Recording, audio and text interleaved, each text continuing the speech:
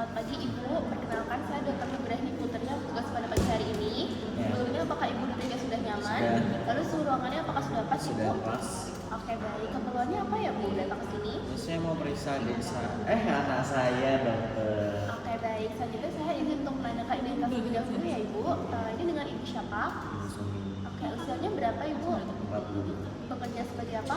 Ibu rumah tangga. Oke, bertempat tinggal di mana? Jebres. Statusnya sudah menikah? Sudah. Oke, usia saat melahirkannya? 30. Oke baik, lalu adik namanya siapa Bu? Sita, dokter. Oke, untuk usianya sekarang? 5 bulan, dokter. Oke, lalu tadi Ibu datang ke sini untuk memeriksa adik ya Bu? Kalau boleh tahu keluhannya apa? Keluhannya apa? Makanya ini dokter, dia susah banget buat menyusui, dokter. Saya juga ngerasa kayak sakit. Oke baik, oke kalau boleh tahu untuk berat badan adiknya waktu lahir berapa Bu? 3 kilo, dokter. Oke, kalau berat badan sekarang? 6 kilo. Oke, adik lahirnya cukup bulan ya Ibu? Iya.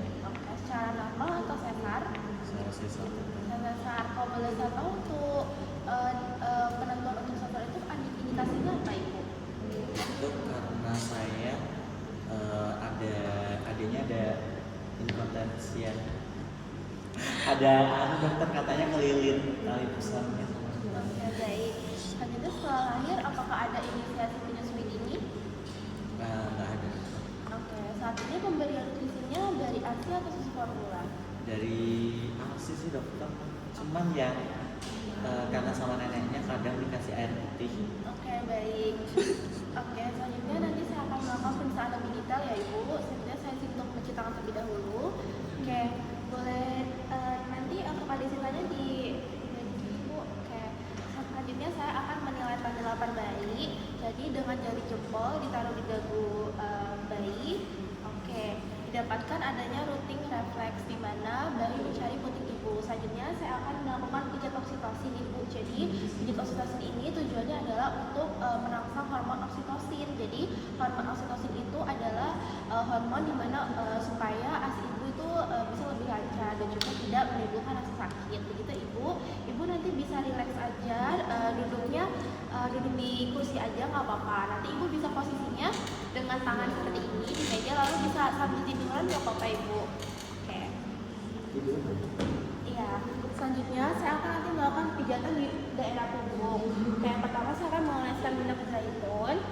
Lalu saya akan melakukan pijatan dengan menggunakan 2 jempol dari arah leher sampai ke bawah payudara dengan gerakan melingkar. Oke. Oke, sudah Ibu. Selanjutnya saya akan melakukan pijat payudara.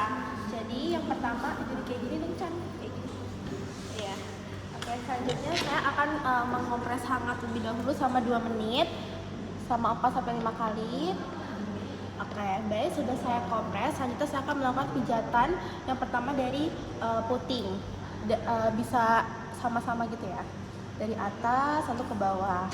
Di situ untuk bagian areolanya juga atas lalu ke bawah. Oke, selanjutnya saya akan melakukan pijatan payudara dengan gerakan sirkuler dari yang kanan terlebih dahulu, dari bagian atas sampai ke puting. Lalu yang bagian kiri atas sampai ke puting. Oke, selanjutnya saya akan melakukan pemisahan dari ujung payudara. Jadi di sini saya akan menandai untuk payudara ibu, lalu saya akan pijat dengan gerakan spiral. Ini. Iya, dari lateral ke medial. Kayak yang satunya ini. Set.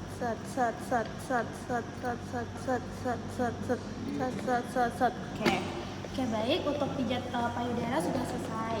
Ibu, selanjutnya saya akan mengoreksi untuk posisi ibu dalam menyusui. Ibu bisa coba di saya dalam gendong dan juga posisi ibu ketika menyusui adik kita. Oke, dan baik Ibu, untuk posisi sudah benar. Tapi di sini saya akan menjelaskan ada beberapa posisi di mana bisa Ibu gunakan supaya bisa lebih nyaman dan juga adik bisa lebih nyaman untuk menyusui. Yang pertama itu ada cradle hold Ibu, jadi posisi gendong biasa. Jadi Ibu tuh menggendongnya, kepala bayi Ibu ditaruh pada lengan yang berada pada sisi yang sama dengan payudara yang dengan menyusui. Terus nanti posisi wajah bayi ibu ngadep ke payudara ibu dan juga perut bayi itu menempel pada perut ibu. Lalu yang kedua ada cross cradle hold. Jadi sama kayak cradle hold, cuman beda untuk posisi tangannya. Jadi kepala bayi ibu itu ditaruh pada lengan yang sisinya berlawanan dengan payudara menyusui. Jadi seperti ini. Oke, itu Bu. Lalu yang ketiga itu yang football. Jadi posisinya kayak seperti megang bola seperti ini. Gitu. Lalu yang terakhir ada lying down. Jadi nanti ibu sama bayi itu bisa tiduran saling berhadapan. Biasanya kalau dilakukan kalau malam hari atau pas istirahat gitu. Jadi apapun posisinya ibu pilih aja yang merasa ibu paling nyaman dan juga yang bisa ibu saat menyusui tidak merasa sakit gitu ya ibu.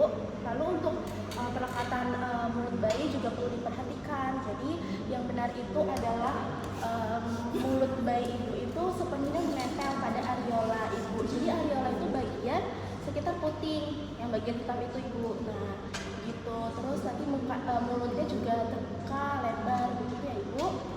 Oke, mungkin ada yang ingin tanyakan dulu sebelum saya lanjut? Sudah sih.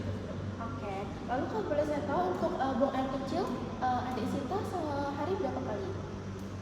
3 kali.